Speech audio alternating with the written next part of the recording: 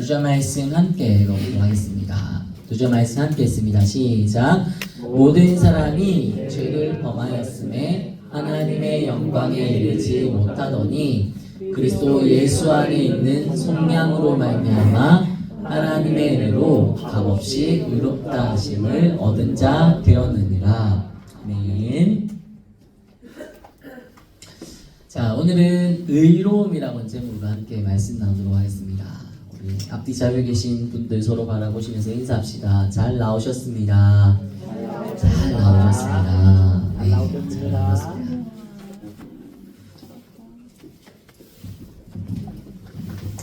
자, 지난주일까지 우리가 종려주일과 부활주일에 이어서 가정의 달을 맞아서 어버이주일과 관련된 말씀 함께 살펴봤었죠. 다시 이 성품에 관한 말씀을 나눌 텐데 오늘부터는 하나님의 의로우심과 관련된 성품을 우리 세 주에 거쳐서 함께 살펴보도록 하겠습니다. 며칠 전에 딸과 함께 자전거를 타고 가다가 제가 이곳을 발견하게 됐어요. 뭔지 아시나요? 네. 자신의 나이대에 맞는 뱃살의 기준이 있다는 겁니다. 네. 뱃살의 기준이 있다고 하는 거죠.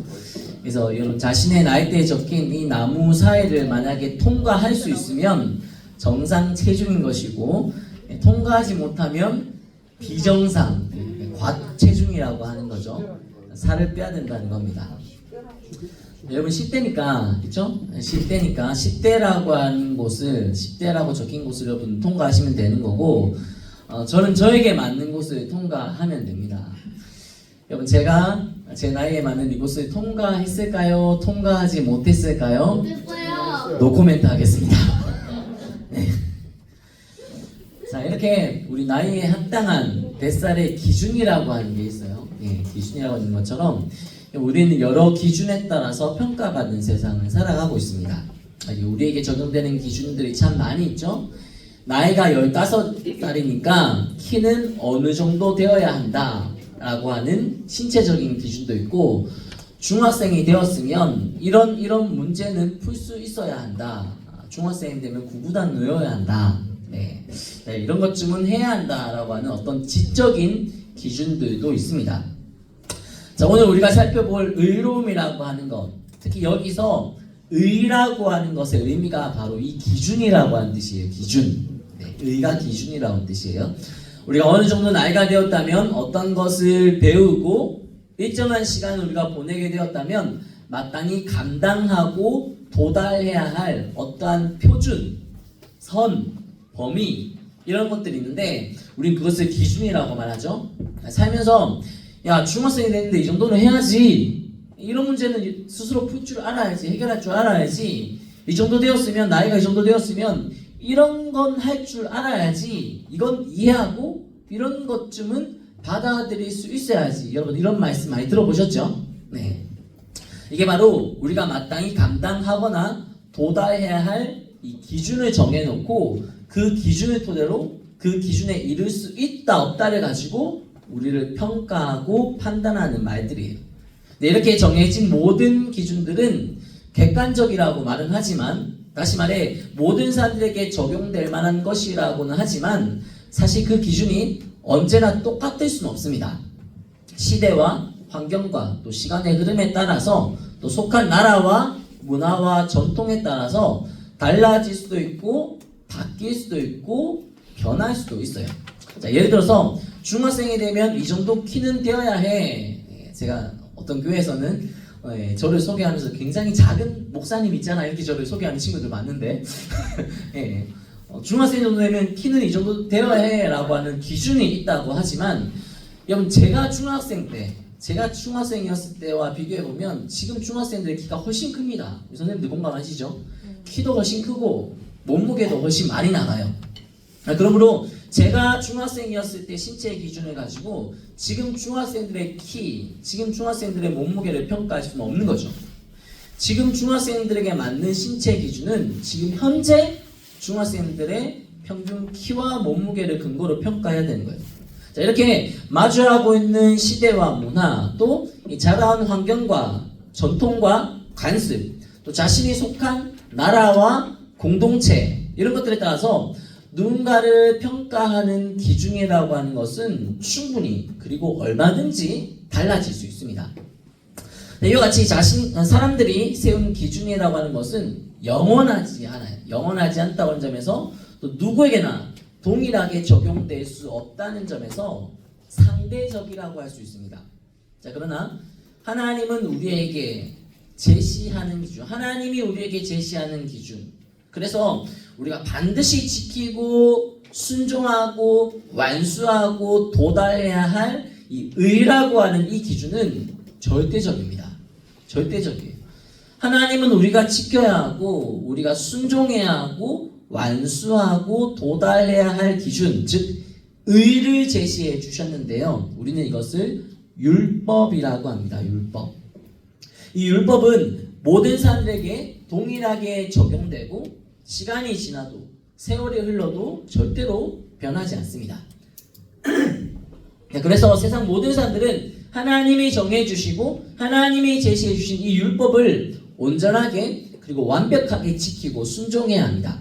그리고 이 율법이 정하고 율법이 제시하는 기준을 온전하고도 완벽하게 지키고 순종한 사람이 있다면 그 사람은 하나님이 정하신 기준, 이 기준이 의라고 말씀드렸죠. 하나님이 정하신 의를 이루었다고 해서 그렇게 완벽하게 율법을 지킨 사람을 우리는 의로운 사람, 의인이라고 합니다.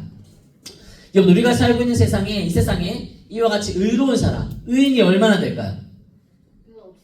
네, 성경에 보면 의인이 얼마나 되는지 알려주고 있는데요. 로마서 3장 10절 말씀 같이 한번 읽어봅시다. 시작. 의인은 없나니 하나도 없으며. 의인이 얼마나 된다고 하나요? 하나도, 단 한 사람도 없다고 합니다. 그 이유가 오늘 본문에 나와 있어요. 이 세상에 의인이 하나님이 정하신 기준, 하나님이 정하신 이 의에 도달할 수 있는 사람이 단 한 명도 없는 이유가 무엇인지 로마서 3장 23절 말씀 같이 한번 읽어봅시다. 시작. 모든 사람이 죄를 범하였으니 하나님의 영광에 이르지 못하다. 여러분, 이 세상에 의인이 없는 이유가 무엇 때문인가요? 뭐 때문에? 죄 때문이에요. 네. 많은 사람이 죄를 범한 게 아니라 뭐라고 되어 있어요? 모든 사람이 죄를 범했어요. 그러니까 이 세상에 죄를 범하지 않은 사람이 없다는 뜻이죠. 그래서 하나님이 주신 율법을 온전하고도 완벽하게 지켜서 하나님이 정하신 기준까지 도달하고 그래서 하나님의 영광에 이를 만한 사람, 의인이라고 인정받을 만한 사람이 없어요. 한 사람도 없습니다. 여러분, 이건 우리에게 정말 불행한 일이에요. 왜냐하면 하나님은 하나님이 정하신 기준을 완수한 사람, 하나님이 주신 율법을 지킨 사람, 즉 의인은 구원하실 거예요. 자, 그러나 의인이 아닌 자들, 즉 하나님이 정하신 기준을 충족시키지 못하고 하나님이 주신 율법을 지키지 못한 사람, 즉 죄를 범한 죄인은 하나님께서 반드시 심판하시고 처벌하실 것이기 때문입니다. 근데 오늘 본문에 의하면 하나님께 구원받을 만한 의인은 단 한 사람도 존재하지 않는다고 해요. 모든 사람이 죄인이기 때문에 모두 다 하나님께 심판받고 하나님의 처벌을 당하게 될 거예요. 그러므로 이 일은 우리에게, 아니 모든 사람에게 불행한 일인 거죠. 자, 그러나 이 일은 하나님께 심판받고 하나님께 처벌을 당한 모든 사람들과 더불어서 하나님께도 불행한 일이에요. 여러분, 세상 모든 사람을 만드신 분이 누구예요? 누구예요?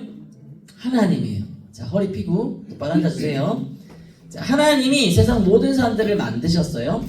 하나님이 세상 모든 만물뿐만 아니라 하나님의 영광을 나타내야 할 존재인 사람들까지도 친히 만드셨어요. 자, 근데 이 사람들이 하나님의 영광을 나타내고 하나님의 영광에 이르지도 못하고 오히려 자신을 지으신 하나님 손에 심판을 받고 처벌당해서 멸망할 수밖에 없는 존재가 되어버린 거예요.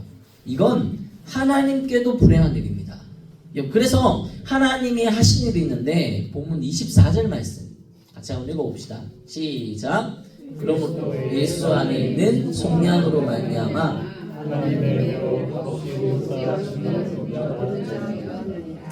세상에 하나님이 정하신 기준, 이 의를 만족시킬 수 있는 의는 하나도 없고, 그래서 의롭다 하심을 얻을 사람 또한 한 명도 없어요.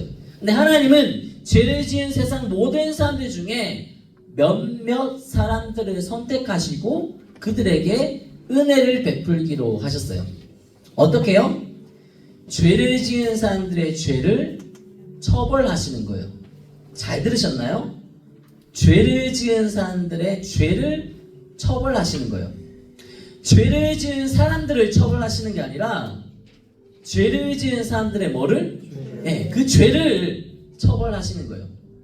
네, 그렇게 해서 죄를 지은 사람들의 죄가 사라지면 그 사람은 죄가 없는 사람, 그래서 하나님이 정하신 의를 충족시킬 수 있는 사람, 말 그대로 의인이 될 수 있는 것이죠. 그럼 그렇다면 죄를 지은 사람들의 죄를 어떻게 처벌할 수 있을까요?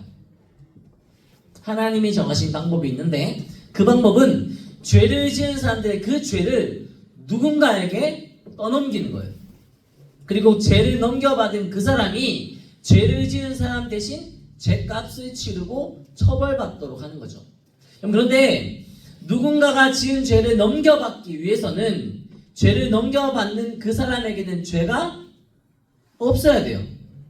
여러분, 컵이 있다고 합시다. 제가 지금 물을 마시고 있는데, 네, 컵에다가 물을 담기 위해서는 이 컵이 어떤 컵이어야 하나요? 빈 컵이어야 돼요. 빈 컵.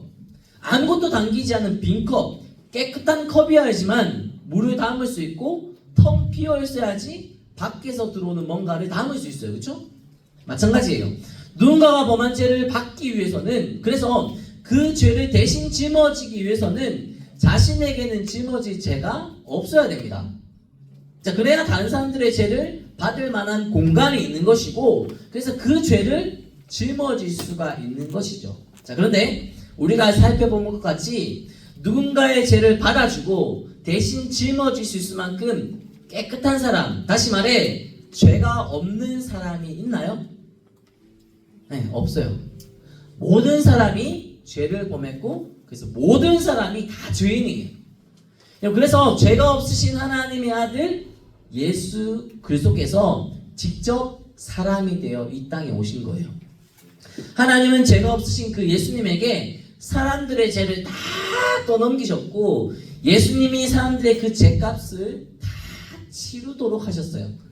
죄에 대한 책임을 죄를 지은 당사자가 감당하는 것이 아니라 죄를 지은 사람들로부터 죄를 전달받고 짊어지게 되신 예수님께서 그 죄에 대한 책임을 다 감당하게 하신 거죠. 여러분, 이것을 우리는 속량이라고 합니다. 속량. 죄에 대한 값을 죄를 지은 사람 대신 지불했다. 죄에 대한 책임을 죄를 지은 사람 대신 감당했다고 하는 거죠. 누가? 하나님이 보내신 우리 주 예수님께서. 그래서 24절에 기록된 것 같이 죄를 지은 사람이 자신이 지은 모든 죄를 탕감받고 의롭다 하심을 얻은 자가 된 거예요. 우리 다시 24절 말씀 같이 한번 읽어봅시다. 다시 읽어볼게요. 시작. 그리스도 예수 안에 있는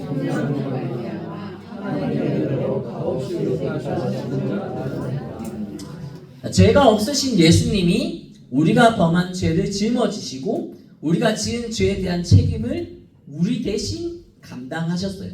이 속량으로 말미암아 우리가 의롭다 하심을 얻게 된 거예요.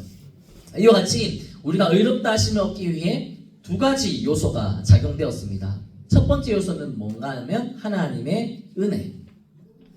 하나님의 은혜로 우리는 의롭다 하심을 얻었고, 두 번째는 값없이 의롭다 하심을 얻었습니다. 먼저 우리는 하나님의 은혜로 의롭다 하심을 얻었어요. 우리는 모두 죄인입니다. 다 죄인이에요. 우리 스스로는 자신이 지은 죄에 대한 책임을 절대로 질 수 없고 죄인이 되어버렸기 때문에 하나님이 정하신 기준에 이를 수도 없고, 때문에 절대로 의인이 될 수 없는 자들이에요. 근데 스스로 아무것도 할 수 없는 우리를 그래서 그냥 내버려 두시면 지은 죄에 대한 죄값을 받아서 처벌받을 수밖에 없는 우리를 하나님은 내버려 두시지 않았어요. 그리고 죄를 지은 우리가 처벌받도록 하시지 않고 우리가 지은 죄를 짊어지신 예수님이 우리 대신 처벌받도록 하셨어요. 그래서 우리는 의롭다 하심을 얻었어요. 여러분, 이것은 우리가 계획해서 이룬 일이 아니기 때문에 우리가 가지고 있는 힘이나 우리가 가진 능력으로 우리의 어떠함으로 이룬 일이 아니기 때문에 이 모든 것을 우리는 하나님의 은혜라고 하는 거예요. 또 둘째로 우리는 값없이 의롭다 하심을 얻었습니다. 여러분, 우리가 지은 죄에 대해서 우리가 돈이나 우리가 벌금을 낸 것도 아니고 값을 치른 것도 아니에요. 하나님은 우리에게서 어떠한 돈도 받지 않으시고 어떠한 물질이나 헌금도 요구하지 않으시고 우리로 하여금 그저 값없이 의롭다 하심을 얻도록 해주신 거예요. 근데 값없이 의롭다 하심을 얻게 되었다고 해서 우리가 의롭다 하심을 얻은 것을 하찮은 것이라고, 보잘것없는 것이라고 볼 수 있나요? 절대로 그럴 수 없습니다. 여러분, 사실 우리가 지은 죄에 대한 책임으로 우리가 돈을 지불해야 한다면 우리는 아마 천문학적인 돈을 내야 할 거예요. 네.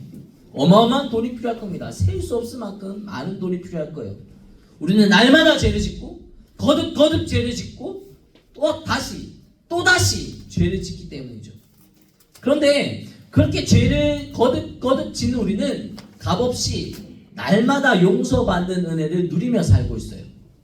그러므로 값없이 의롭다 하심을 얻었다고 하는 것은 우리가 값으로 매길 수 없고 값으로 측량할 수 없는 엄청난 은혜를 받았고 지금도 받고 있고 앞으로도 받을 것이라고 하는 것을 의미하는 말씀입니다. 자, 사랑하는 여러분, 죄를 범한 우리가 날마다 죄를 짓고 죄로 인해 실패하고 넘어진 우리가 그래서 하나님의 영광에 절대로 이룰 수도 없고 하나님이 정하신 기준에 절대로 도달할 수 없을 것 같은 우리가 이와 같이 값없이, 아니 값으로 매길 수 없는 하나님의 은혜로 하나님이 정하신 의에 이르는 자들이 되었어요. 우리의 모든 죄를 짊어지시고 우리 대신 우리가 지은 죄에 대한 책임을 감당하신 예수님으로 말미암아 의롭다 하심을 얻게 된 거예요. 여러분, 우리가 의롭다 하심을 얻었다고 하는 것은 우리가 더 이상 죄인이 아니라 하나님이 정하신 기준, 즉 하나님이 정하신 의를 충족시키는 의인이 되었다고 하는 뜻입니다.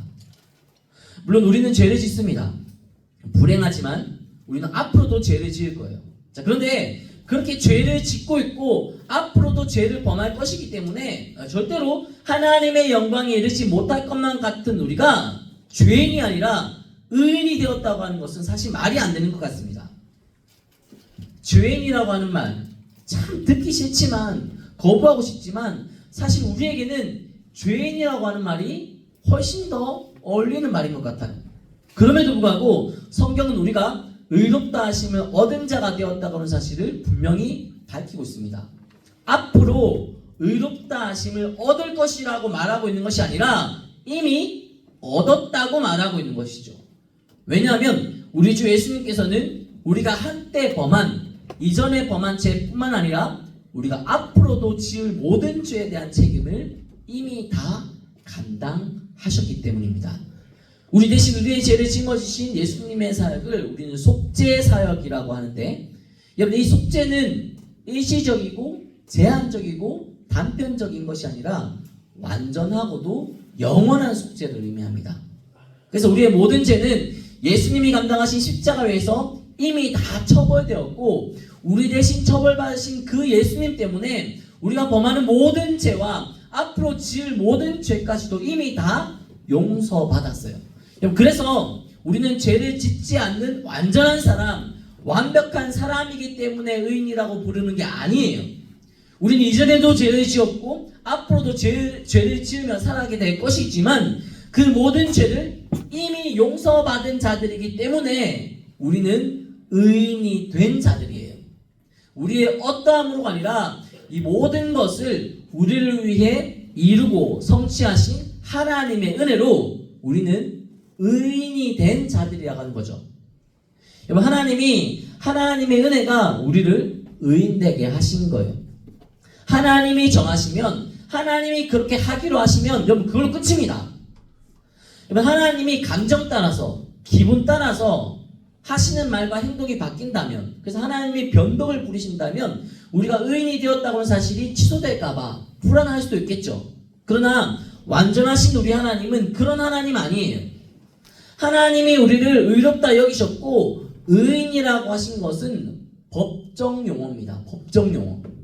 법원에서 판사가 판결을 내리고 판결문을 땅땅땅 3번 친 후에는 그 판결 절대 뒤집을 수 없어요.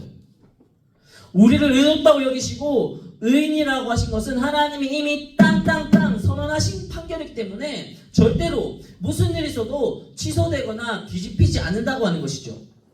그러므로 이와 같이 값없이 의롭다 하심을 얻고 하나님의 은혜로 의인이 된 자들로서 여러분 우리가 해야 할 일이 뭔지 아세요? 이 모든 일을 우리에게 허락하신 하나님께 주목하면서 하는 겁니다. 하나님께. 여러분 우리의 대적인 사탄은 우리가 하나님께 주목하는 걸 싫어해요. 그리고 우리가 절망하면서 하는 걸 좋아합니다. 그래서 사탄은 우리가 하나님이 아니라 자기 자신에게 주목하면서 하도록 해요. 여러분 우리가 자기 자신에게 주목하면서 할 때 우리는 두 가지 극단적인 반응이 나타납니다. 먼저 우리가 자기 자신에게 주목하게 될 때 우리는 자기 자신에 대한 애착이 발생해요. 내가 잘났고 나만 맞고 나만 옳고 나만 정답이고 내가 잘 되는 것에 대한 욕심만 생깁니다. 그래서 하나님보다 나를 앞세워요. 하나님이 원하시는 것보다 내가 원하는 내 욕망을 위해 살아가는 거죠. 우리 자신의 모든 행동을 정당화하고 심지어 신앙까지도 하나님까지도 내가 바라는 것을 얻기 위한 수단으로 전락시킵니다. 나를 바라보면 그래요. 또 다른 모습은 정반대의 모습인데 여러분 우리가 우리 자신에게 주목하면서 살면 우리 자신을 증오하게 됩니다. 내가 왜 이렇게 악하지? 내가 왜 이렇게 못됐지? 내가 왜 이 정도밖에 안 되는 거지? 내가 왜 자꾸만 이렇게 넘어지는 거지? 내가 왜 이렇게 자꾸 실패하는 거지? 어떻게 내가 이런 일을 행할 수가 있지 하면서 연약한 자기 자신의 모습을 증오하고 절망하면서 하는 거죠. 이렇게 사탄은 우리가 자기 자신을 주목하며 살도록 해서 자신에 대한 애착으로 하나님과 멀어지게 하든지 아니 반대로 자신에 대한 증오심으로 하나님께서 베풀어 주신 은혜를 의심하도록 만들어요. 이게 사탄의 속삭임입니다. 여러분 신앙은 나를 보고 하는 게 아니고 내 모습으로 평가하는 것도 아니에요. 여러분 잘 들으세요. 신앙은 나를 바라보고 하는 게 아니라 그것이 가능하게 하시는 하나님을 바라보고 하나님을 의지하면서 하나님이 주시는 은혜로 감당하는 거예요. 내가 하는 게 아니라 하나님으로 말미암아 신앙생활이 감당되어지는 거죠. 그게 신앙입니다. 다소 어려운 말씀인데 오늘은 의로움이라고 하는 주제로 우리를 의롭게 하셨고 의인되게 하신 하나님의 은혜에 관한 말씀 함께 살펴봤어요. 오늘 말씀 기억하면서 더 이상 나 자신에게 주목하지 말고 나를 향하신 하나님께 주목하며 신앙생활을 할 수 있는 여러분들이 되시기를 바랍니다. 자신의 모습으로 자신의 신앙을 평가하거나 판단하는 거 여러분 이제 그만두시고 우리로 하여금 의인되게 하신 하나님께서 앞으로 우리의 모든 삶을 가능하게 하실 것이며 걸어갈 모든 인생을 하나님께서 책임져 주실 것이다. 여러분 이런 믿음 가지시고 소망을 간직하며 기쁨과 감사를 고백하며 하나님이 잘 섬기시는 우리 중등 모든 친구들이 될 수 있기를 주님의 은혜에 의지하여 간절히 소망합니다. 일어나셔서 이렇게 찬양하고 기도합시다. 주가 보이신 생명의 길 함께 찬양.